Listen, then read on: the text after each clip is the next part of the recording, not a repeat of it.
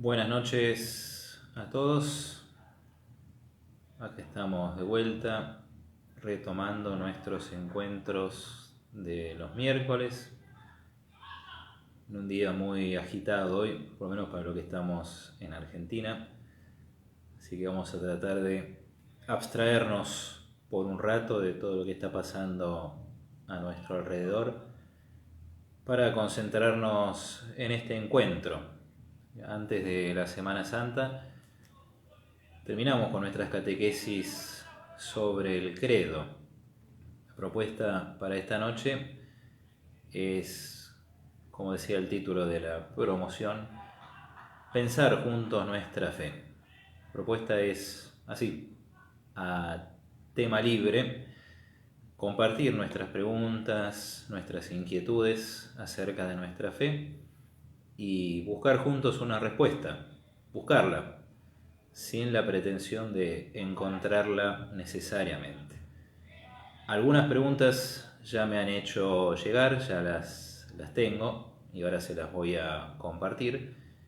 Pero bueno, los que se van sumando, ya mismo si quieren, en los comentarios de esta transmisión pueden ir compartiendo sus preguntas o inquietudes así, muy abierto y lo que a ustedes les parezca interesante profundizar y relacionado por supuesto con nuestra fe, con nuestra vida cristiana.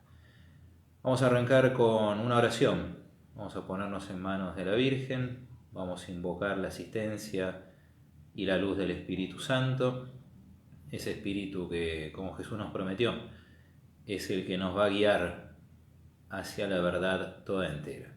Bueno, pidámosle al Espíritu Santo que anime, ilumine nuestras preguntas, que el Espíritu Santo ilumine nuestra búsqueda y que nos guíe hacia la verdad toda entera, que es Jesús vivo y resucitado. En el nombre del Padre, y del Hijo, y del Espíritu Santo. Amén.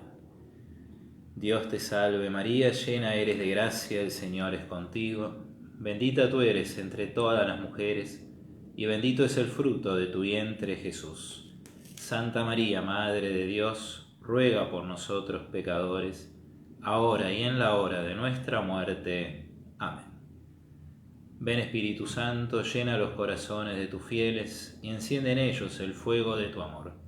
Envía tu Espíritu y serán creadas todas las cosas, y renovarás la faz de la tierra. Oh Dios, que has instruido los corazones de tus fieles con la luz del Espíritu Santo, concédenos que sintamos rectamente con el mismo Espíritu y gocemos siempre de su divino consuelo. Por Jesucristo nuestro Señor. Amén. En el nombre del Padre, y del Hijo, y del Espíritu Santo. Amén. Bueno, de nuevo, buenas noches a todos, a los que están por ahí. Hola Alejandra, Ana María, Teresa, Marcelo. Bueno, como les decía, esta noche la propuesta es compartir, nuestras preguntas o inquietudes relacionadas con la fe, hola también a Rosa, o con nuestra vida cristiana. Algunas ya me llegaron por otros medios, mientras hacíamos la promoción de estas charlitas. Otras ya, hola Olga también, pueden ir enviándolas ahora. Yo voy a abrir el fuego o el juego, como ustedes quieran, con una de las preguntas que me enviaron. Dice así, el amigo, bueno, no sé si se puede decir, vamos a poner nombres, ponemos nombres ficticios para no deschavar a nadie, o no tanto. El amigo José me preguntaba si es dogma de que fuera de la iglesia no hay salvación y cuál es el alcance de esta afirmación o eventual dogma. ¿Sí? Entonces vamos a empezar por acá. Esta es una peliaguda, pero bueno, vamos a asumir el desafío. Fuera de la iglesia no hay salvación. Ahora vamos a ver que es una afirmación que encontramos en la tradición de la iglesia, desde los mismos padres de la iglesia. ¿Sigue afirmando eso la iglesia o no lo sigue afirmando? Fuera de la iglesia no hay salvación. ¿Cómo entenderlo hoy en día? A primera vista parece una afirmación muy poco ecuménica, afirmar que fuera de la iglesia no hay salvación. Parece, para decirlo en el lenguaje, entre comillas, moderno, una afirmación poco inclusiva, porque decir que fuera de la iglesia no hay salvación es lo mismo que decir que la salvación pasa por la iglesia. Y acá cuando estamos hablando de la iglesia, estamos hablando de la iglesia católica, ¿no? Aquella que nosotros confesamos que es la única iglesia fundada por Jesucristo. Bueno, entonces la pregunta es esta: ¿es verdad de fe? Es decir, ¿es un dogma que fuera de la iglesia no hay salvación? ¿Qué dice la iglesia con respecto a esta afirmación? Y bueno, como ustedes ya saben, nos vamos conociendo, ¿a dónde vamos a ir a buscar una primer respuesta a esta pregunta? Y bueno, vamos a recurrir a nuestro viejo y querido amigo, el Catecismo de la Iglesia Católica. Y justamente cuando el Catecismo de la Iglesia habla de sí misma, es decir, de la Iglesia,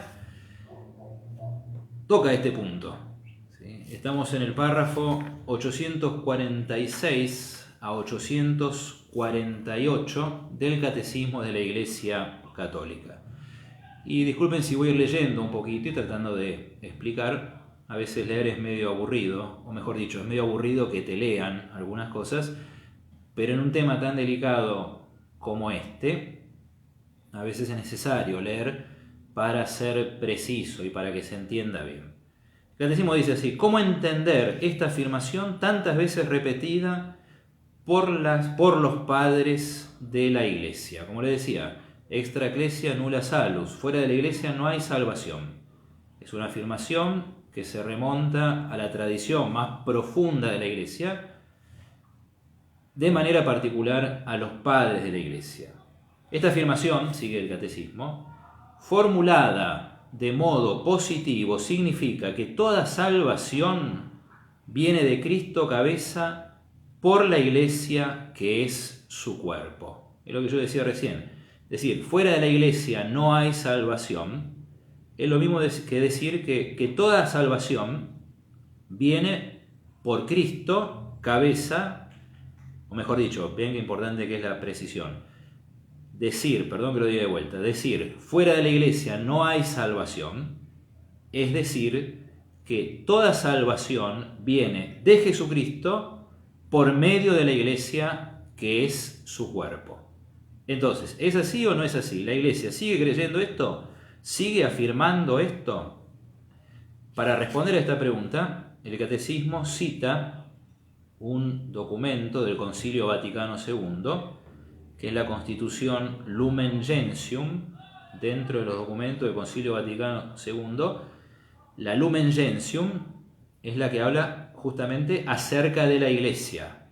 Y tal vez uno de los principales aportes del Concilio Vaticano II es esta reflexión que la Iglesia hace sobre sí misma, su identidad y su misión. Leo este párrafo de la Lumen Gentium en el número 14, citado por el Catecismo de la Iglesia Católica.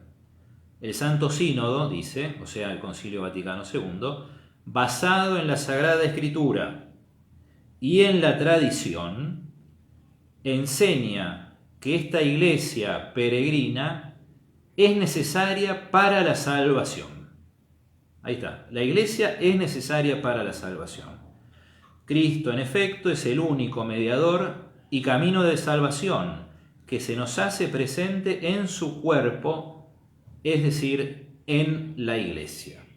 Él, al inculcar con palabras bien explícitas la necesidad de la fe y del bautismo, confirmó al mismo tiempo la necesidad de la iglesia, en la que entran los hombres por el bautismo como por una puerta. Enseguida vamos a volver a esto. ¿Sí? ¿Cuándo Jesús habló de manera tan explícita de la necesidad de la fe y del bautismo para salvarse?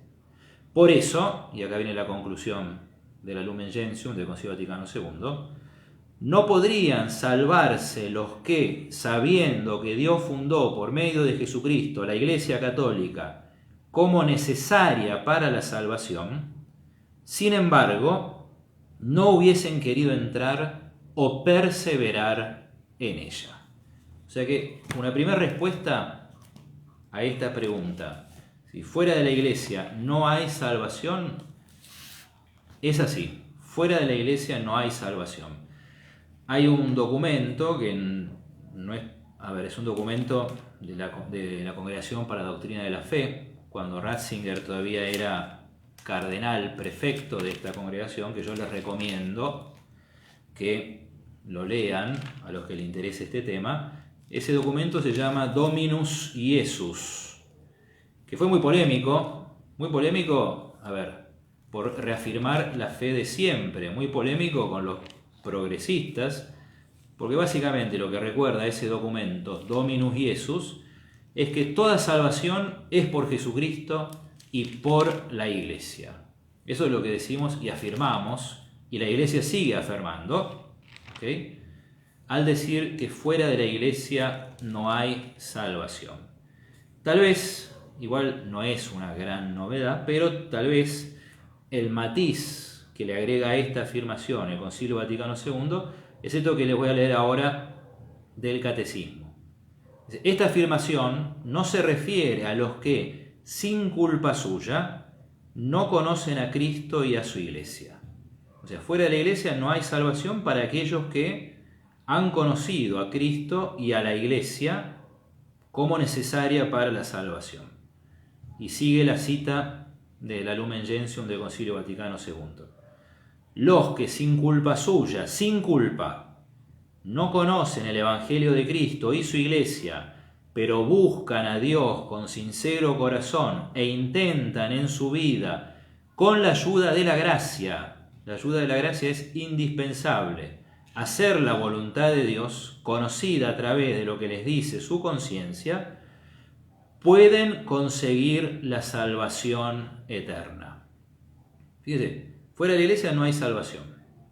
Ahora el tema es, y esto daría para una discusión mucho más larga, y no quiero extenderme solo en esta pregunta, porque hay otras preguntas también muy interesantes dando vueltas por ahí. ¿Quiénes están dentro de la iglesia? ¿Y quiénes están fuera? ¿Sí?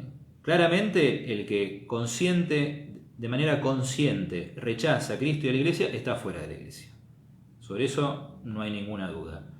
Pero podría estar unido a Cristo aquel que, sin conocer el Evangelio ni a la iglesia, siguiendo su buena conciencia, con la ayuda de la gracia, y la gracia nos llega por Cristo y por la iglesia, ¿okay?, sigue la voz de la conciencia y por lo tanto tiene la esperanza de la salvación.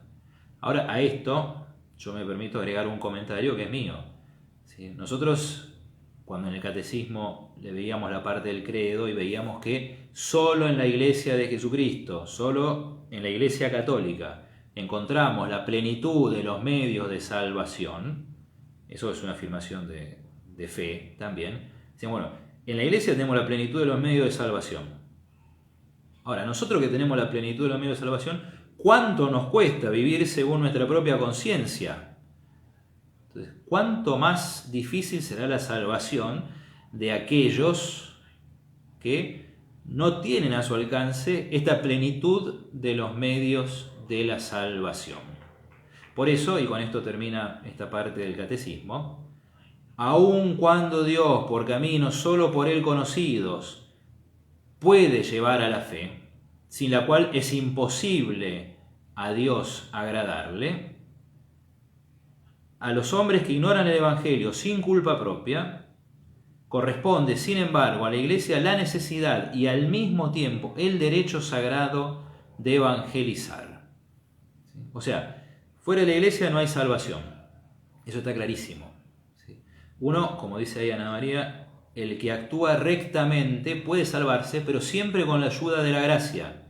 ¿Sí? Sin la ayuda de la gracia no hay salvación. Ahora, nosotros que decimos que estamos dentro de la iglesia, ¿sí?, tan difícil se nos hace seguir el camino de Cristo y la recta conciencia, cuanto más aquellos que no poseen la plenitud de los medios de salvación. Por lo tanto, sigue siendo urgente el deber de la iglesia de evangelizar.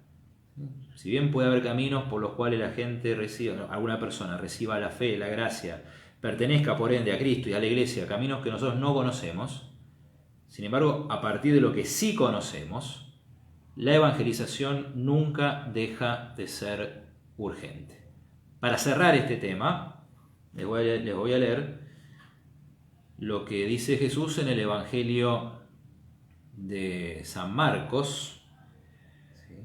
Capítulo 16, ¿sí? Cuando envía a los apóstoles a evangelizar. Marcos 16, 14. Marcos 16, 15 si quieren. Vayan por todo el mundo, anuncien la buena noticia a toda la creación. El que crea y se bautice se salvará. El que no crea se condenará. El que crea y se bautice se salvará. El que no crea se condenará.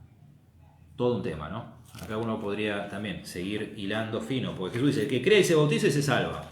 Ahora, el que no crea, ¿sí?, se condena. Ahora, ¿cómo uno se va a condenar por no creer si no tuvo la posibilidad de creer? O si es un acto involuntario. Y digo, también llama la atención en estas palabras de Jesús que diga, primero, el que cree y se bautice se salvará. ¿Sí? Son necesarios para la salvación la fe y el bautismo. Y como decía el catecismo, el bautismo nos hace entrar en la iglesia como por una puerta. Ahora bien, por el otro lado dice simplemente el que no crea, y acá ya no se menciona el bautismo, se condenará. Gracias, José, por la pregunta. Espero que algo hayamos respondido de la pregunta que se hacía. Acá hay otra pregunta de Teresa. Dice, ¿los evangelistas también están unidos a Jesús? ¿O lo reconocen como hijos de Dios? ¿También se salvan? Bueno, a ver, ahí aparecieron varias preguntas. Lo que nosotros mantenemos como verdad de fe, ¿sí?, y me parece que la respuesta a esta pregunta de Teresa es parecido, va en línea con lo que decíamos recién. La salvación es por Cristo y por la Iglesia. ¿Sí? Si alguien en buena fe, o sea, en buena conciencia, ¿sí?, no está unido explícitamente a Cristo o a la Iglesia, o sea, sin culpa propia, como dice el catecismo, y la gracia de Dios puede llegarle de alguna manera que nosotros no conocemos. Entonces, como posibilidad, uno podría llegar a decir, con las mismas condiciones que dice acá el catecismo, ¿sí?, no ha rechazado voluntariamente a la Iglesia de Jesucristo como necesaria para la salvación, sigue su recta conciencia con la ayuda de la gracia, entonces la posibilidad de salvarse existe. Repito lo mismo que dije recién, si nosotros que estamos dentro de la Iglesia con la plenitud de los medios de salvación ya se nos hace tan difícil salvarnos y seguir a Jesucristo, cuánto más a los que están fuera, al menos exteriormente, al menos explícitamente afuera. Claudio dice, muchos bautizados que perdieron la fe. Sí, lamentablemente sí. Alejandra dice, entonces el que no está bautizado no es salvado. Y la respuesta es afirmativa. El que no está bautizado no se salva. Lo dice Jesús, ¿sí?, explícitamente. El que crea y se bautice se salvará. El que no crea se condenará. ¿Sí? Lo que pasa es que acá también recordemos que la Iglesia nos enseña que hay distintas formas de bautismo. Y lo digo muy brevemente, ¿sí? Una cosa es el bautismo de agua, así se llama, técnicamente hablando, que es el bautismo que nosotros conocemos de una manera u otra, ¿sí? Ahora bien, hay otra clase de bautismo que es el bautismo de deseo. La persona que quiere bautizarse, que ha hecho el propósito de bautizarse y no llega a bautizarse, ¿sí?, pero que no llega a bautizarse porque se muere antes. La Iglesia considera eso también como un bautismo válido. Y además está el bautismo que se llama de sangre, que es el bautismo de los mártires, que sin estar bautizados por el agua, antes de bautizarse dan su vida por Jesucristo. Pero así como Cristo es necesario para la salvación, la Iglesia es necesaria para la salvación, el bautismo es necesario para la salvación, ¿no?, con estas condiciones que estábamos diciendo. Por eso el bautismo bajo un punto de vista, es el más importante de todos los sacramentos. El primero y el más necesario de todos los sacramentos. Es la puerta que nos hace entrar a la iglesia y que nos abre las puertas del cielo. ¿Sí? Por eso, y esto si no pregúntenle a San Agustín, la verdad que no tiene ningún sentido diferir el bautismo de los niños.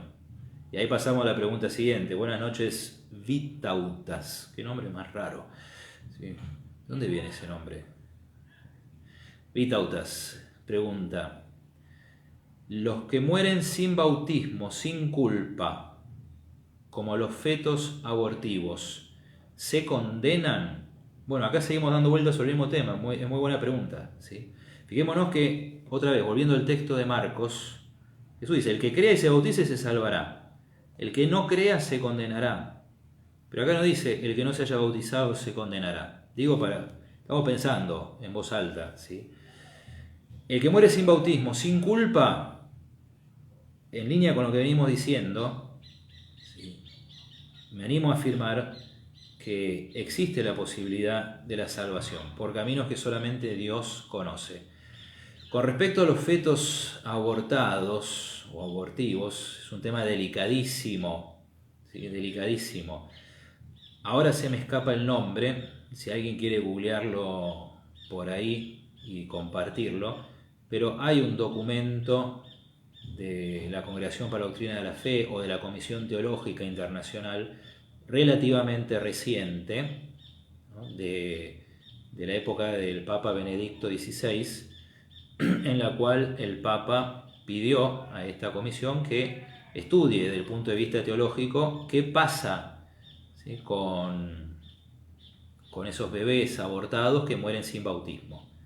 Recordemos que Juan Pablo II decía que el aborto es un triple crimen, ¿no?, porque se está matando un ser inocente, indefenso y sin bautismo.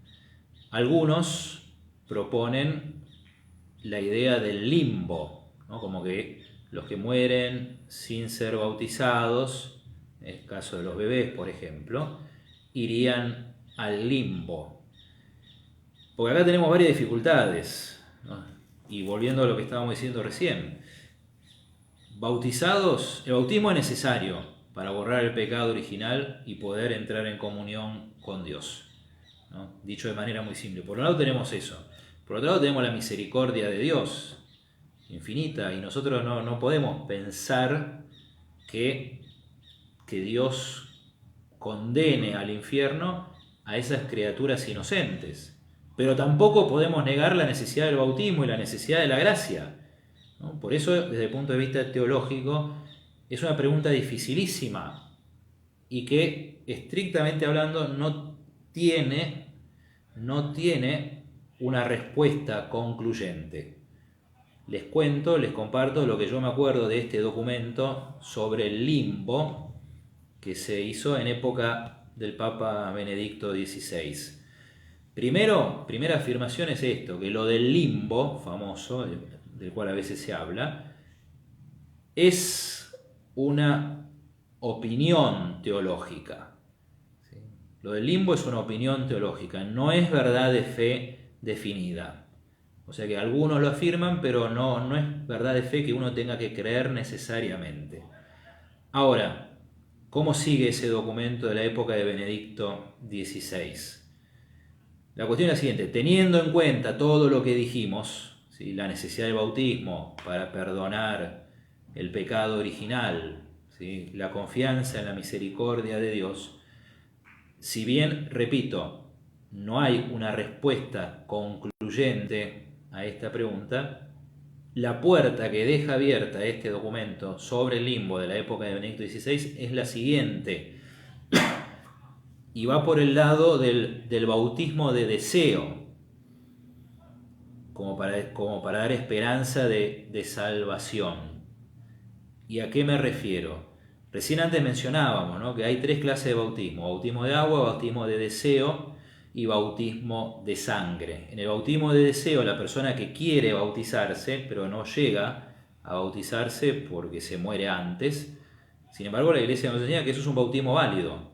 En el deseo, ex voto, se dice a veces.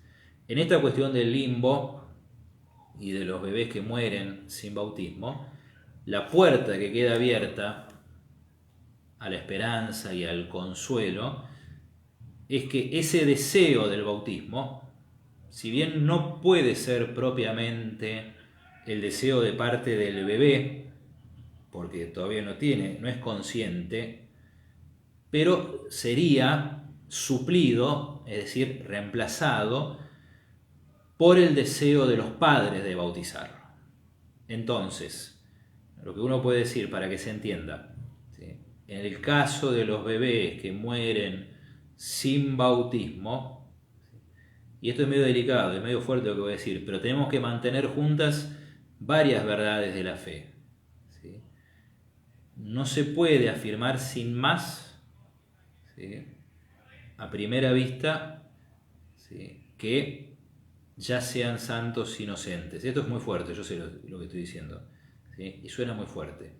Pero lo que más consuelo nos da es que si mueren, porque aborto hay aborto provocado y aborto espontáneo también, ¿no? Si mueren, ¿sí?, bebés que son hijos de padres cristianos que tenían el deseo de bautizarlo, en ese caso hay mucha esperanza de que haya como un bautismo de deseo con respecto a esas criaturas.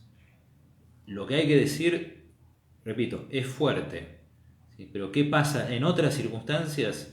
Y verdaderamente no terminamos de saberlo y confiamos en la misericordia de Dios, ¿no? Otra vez, como dice por ahí el catecismo, hay caminos que solo Dios conoce. Nosotros decimos lo que sabemos a partir de la revelación, de la tradición de la Iglesia y de su magisterio. Pero bueno, entonces resumiendo, el limbo es solamente una opinión teológica, ¿sí? De alguna manera, en el caso de aquellos bebés que mueren sin bautismo, el deseo de bautizarlo de parte de los padres podría reemplazar, ¿sí?, o podría hacer las veces de ese bautismo de deseo del cual hablamos. ¿Qué tema? Qué buenas preguntas, y sin duda están bastante relacionadas, están del todo relacionadas, ¿sí? Bien, a ver, vamos a buscar algo que me haga transpirar un poquito menos, ¿sí? Otra pregunta que llegó antes de esta charlita. Dice: buen día, padre, me gustaría que explicara la misa.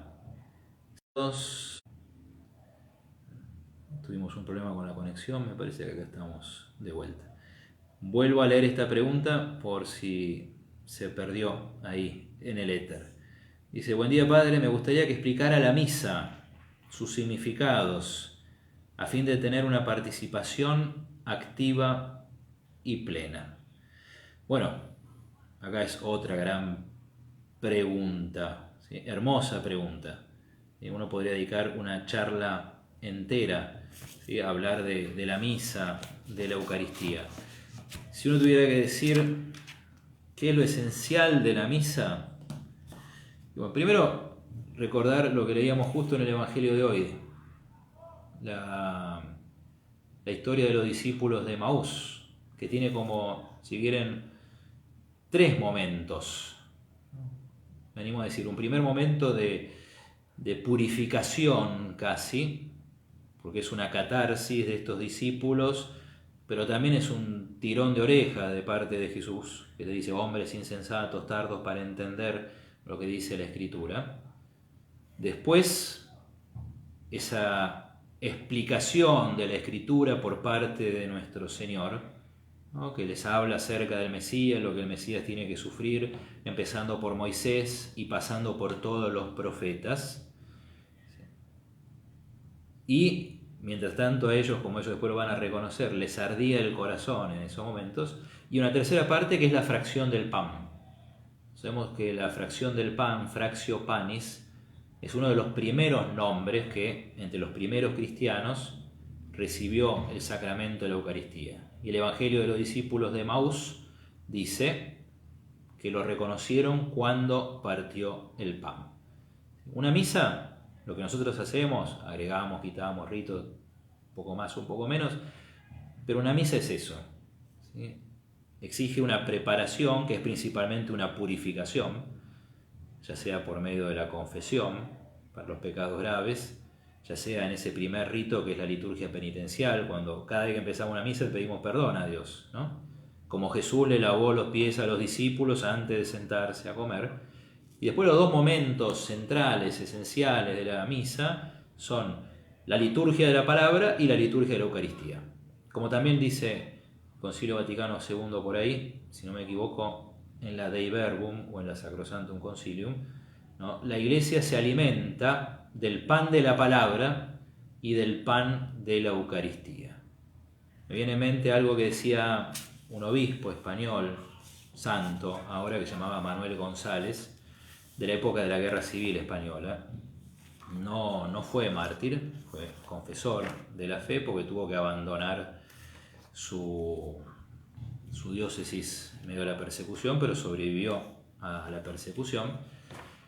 Y él decía que la mejor preparación para la comunión es la misa misma. La mejor preparación para la comunión es la misa misma. Si nosotros participáramos con fe, con devoción, con atención de la Eucaristía, si escucháramos la palabra de Dios, otra vez, con fe, con devoción, con atención, sería la mejor manera de llegar preparados a recibir la comunión. Entonces, en primer lugar, eso, recordar que, como nos enseña la Iglesia, es un acto único de culto que tiene dos partes principales: la misa, la liturgia de la palabra y la liturgia de la Eucaristía. Ahora, si uno tuviera que ir a lo central, si uno pudiera ser todavía un poco más específico acerca de lo que es la misa, y bueno, yo voy a tomar acá, en este caso, para ayudarme a responder, no el catecismo, sino el compendio del catecismo, a ustedes les sale al revés, que recuerda esto, y lo voy a leer también un poquito. ¿Sí? ¿Qué es la misa? ¿Qué es la Eucaristía? Es el memorial del sacrificio de Cristo. Memorial del sacrificio de Cristo. Eso es el carozo, la nuez, el carozo de cada misa. Fíjese, y ahora voy leyendo un poco lo que dice el compendio.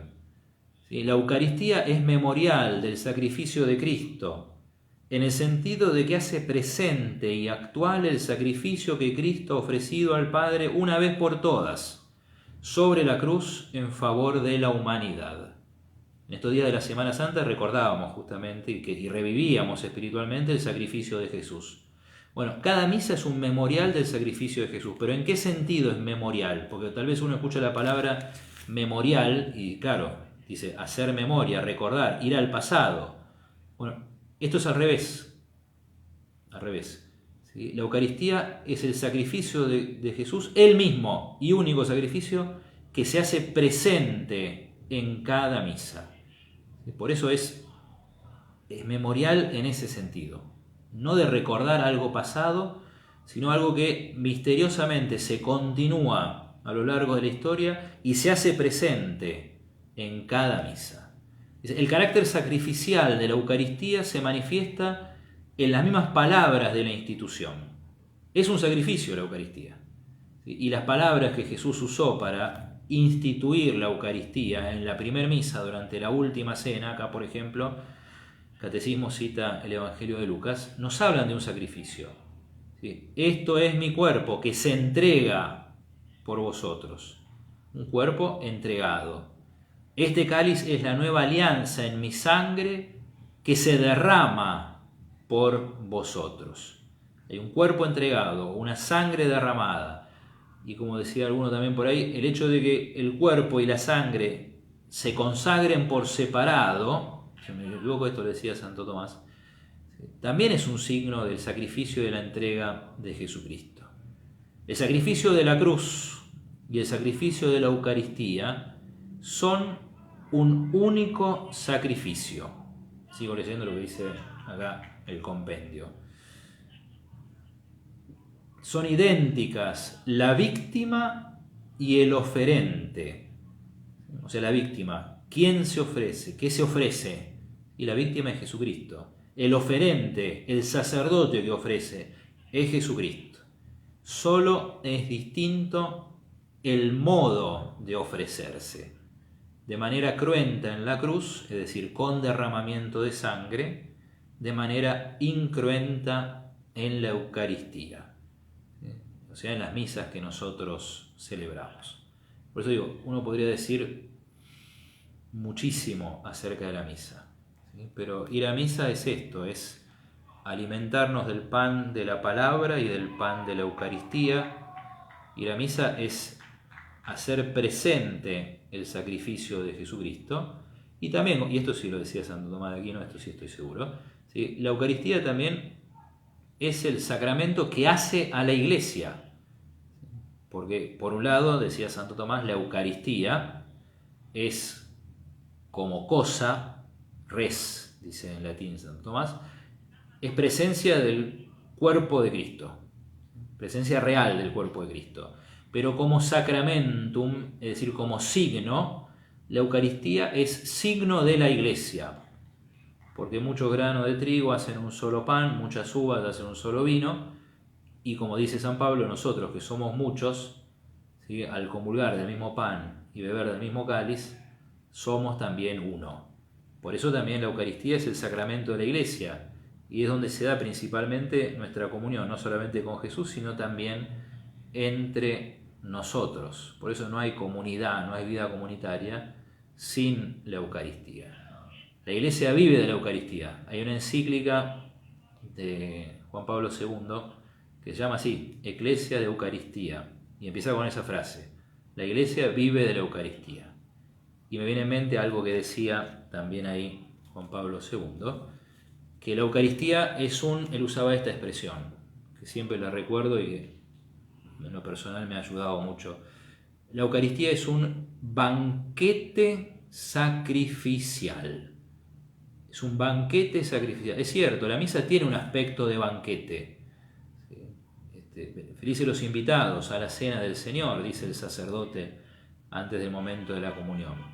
Porque claro, comemos un pan, bebemos un cáliz, ¿sí? Pero, decía Juan Pablo II, por más que la Iglesia tenga mucha confianza en su esposo divino, nunca deja de ser un banquete sacrificial, ¿sí? Porque eso que comemos y eso que bebemos es participación en la víctima de un sacrificio. Son las bodas del Cordero, sí, son las bodas del Cordero, pero es el Cordero que está de pie después de haber sido inmolado.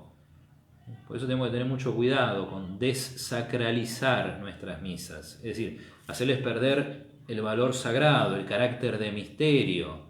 Hay muchas cosas que se puedan adaptar, no lo vamos a poner en duda, pero no tenemos que perder la esencia, y la misa es un misterio, y la misa es algo sagrado. La misa nunca es una fiestita de cumpleaños, nunca, ¿no? Si nosotros pensamos la misa en clave de fiestita de cumpleaños, la verdad que no entendimos nada. Ni siquiera cuando queremos venderle eso a los chicos. Digo venderlo, y lo digo a propósito, porque no es enseñarle. ¿Sí? Uno podrá adaptar con los niños todo lo que la Iglesia sanamente nos permite, porque son niños, pero sin perder de vista eso. Tal vez uno no se lo diga así tan explícitamente a los chicos, ¿no? Pero si no, le estamos vendiendo gato por liebre. Es un banquete sacrificial. Es pan, ese pan se convierte en el cuerpo de Cristo entregado. Ese cáliz, el vino de ese cáliz se convierte en la sangre de Cristo derramada. ¿Sí? Por eso la misa, sí, claro que es alegre, es algo sagrada, como dice ahí Pablo. ¿Qué tal, Pablo? Es solemne. Algunas veces uno piensa que lo solemne es sinónimo de triste. La misa es misterio, y si realmente nosotros le quitamos el valor del misterio, perdemos lo esencial, y si sobre todo lo hacemos eso en clave de catequesis, estamos estafando a la gente, a nuestros chicos. ¿Sí? Bueno, me parece que ya con esto alcanza. Quedan un par de preguntas, ¿sí? Pido disculpas a los que nos mandaron, porque no vamos a llegar a contestar. Hay una que realmente amerita para la próxima vez que hagamos esto de pensar la fe. La digo nada más, quedará para la próxima. ¿No? ¿Hasta qué punto Jesús tenía, resumo, después leo la pregunta toda entera, ¿no? Pero hasta qué punto Jesús tenía conciencia de quién era Él? O dicho de otra manera, ¿hasta qué punto Jesús tenía conciencia de que Él era el Hijo de Dios? Era un conocimiento que le venía de ratos, era un conocimiento que lo tuvo siempre o lo fue adquiriendo. Bueno, esto de la autoconciencia de Jesucristo lo dejaremos para la próxima vuelta que hagamos esto. Lo que sí voy a contestar de manera muy rápida es esta otra pregunta que me hicieron, ¿no? ¿Por qué el latín es considerado el idioma de la Iglesia? Y con esto sí, ya terminamos. Tomamos 4 minutos, así 4 minutos y nada más para contestar a esta pregunta. El latín, sí, es el idioma de la Iglesia, sobre todo de la Iglesia de rito romano. Ustedes saben que acá hay distintos ritos. Nosotros somos de la Iglesia de rito romano. No voy a entrar ahora en detalle histórico que tampoco conozco, pero digamos esto. Sí, la Iglesia asume como idioma oficial el latín. ¿En qué momento histórico pasa eso? Sinceramente no lo sé. Que el latín no fue el idioma original de la Iglesia, eso está clarísimo. La Iglesia primero habló en arameo en la época de nuestro Señor.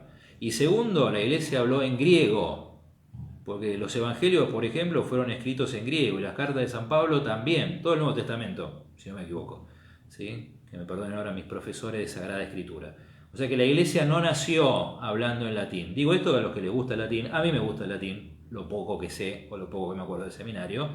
Pero si realmente quisiéramos volver, ¿sí?, a las tradiciones antiguas, y tendríamos que celebrar la misa en arameo, primero. ¿Sí? Históricamente, en algún momento, recordemos que fue San Jerónimo el que traduce por primera vez la Biblia en latín, pero para eso pasaron varios siglos, no quiero mentir ahora, búsquenlo por ahí, con la traducción que se llama la Biblia Vulgata. Pero sí, en algún momento se asumió el latín, serán por cuestiones del Imperio Romano, porque la Iglesia es romana, ¿sí?, la Iglesia occidental. ¿Qué tema? Bueno, el tema de los ritos y una iglesia de un lado a otro es otro tema. Fue el idioma, sigue siendo el idioma oficial de la Iglesia, que es un idioma hermoso, que tiene su belleza particular como cada idioma, sobre todo para el que lo sabe, para el que lo entiende. Cada idioma tiene su belleza y cada idioma tiene su expresividad propia. Hoy por hoy sigue siendo el idioma oficial de la Iglesia, sigue siendo parte de nuestro bagaje litúrgico, cultural, como cristianos, un montón de oraciones, de himnos, de cantos en latín que son hermosísimos y que son intraducibles. Pongo solamente un ejemplo, ¿sí? La secuencia pascual que estamos cantando en estos días, el Regina Coeli, sí, uno traduce, pero para el que sabe latín es otra cosa. Sabemos que con el Concilio Vaticano II hubo una apertura. Antes las misas se rezaban solamente en latín, después se abrió la Iglesia a las lenguas vernáculas, que son las lenguas de cada lugar, pero sin embargo, dice la Iglesia, pero igual que se conserve el latín. Si no podemos borrar el latín de un plumazo como si nunca hubiera existido. Y además, pues uno podría decir, bueno, es una lengua muerta, ¿qué sentido tiene? Bueno, pero tenemos oraciones en latín, tenemos himnos hermosos en latín, tenemos las obras de Santo Tomás de Aquino en latín, ¿sí?, entre otros grandes santos y teólogos de la Iglesia. Y a los autores hay que leerlos en su idioma original si uno quiere hacer las cosas más o menos bien. Pero al mismo tiempo, hoy en día, y esto ya es mi último comentario, el latín, que tiene su belleza, es signo de la unidad de la Iglesia. Vos vas a Roma y tenés un chino, un argentino y un ruso rezando en latín al mismo tiempo, y lo que uno siente, y eso también le da sentido a conservar el latín, que estás en tu casa, que el de al lado tuyo es tu hermano, y que estás hablando de alguna manera el mismo idioma. Bueno, ahí está. Eso para decir algo, para no dejar para otra vez esta pregunta acerca del latín. Ahora sí, gente, rezamos, terminamos. Bueno, no lo dije, lo digo ahora. Felices Pascuas, ¿sí? Feliz Pascueta para todos. Cristo resucitó y que Jesús nos dé, a pesar de todo, ¿sí? Mucha alegría, mucha esperanza en estos tiempos difíciles que nos tocan vivir. Cristo resucitó, nosotros somos cristianos y tenemos que ser testigos con nuestra vida de esta resurrección. ¿Sí? Que no nos olvidemos de esto. A ver si nosotros nos enteramos que Jesús resucitó. En nombre del Padre, y del Hijo, y del Espíritu Santo. Amén. El Señor esté con ustedes. Que la bendición de Dios Todopoderoso, Padre, Hijo y Espíritu Santo, descienda sobre ustedes y permanezca para siempre. Amén. Buenas noches a todos. Dios mediante, seguimos el próximo miércoles con estos encuentros de catequesis o de lo que sea. Ya les vamos a ir comunicando con qué tema vamos a seguir. Buenas noches de nuevo, que descansen, cuídense mucho.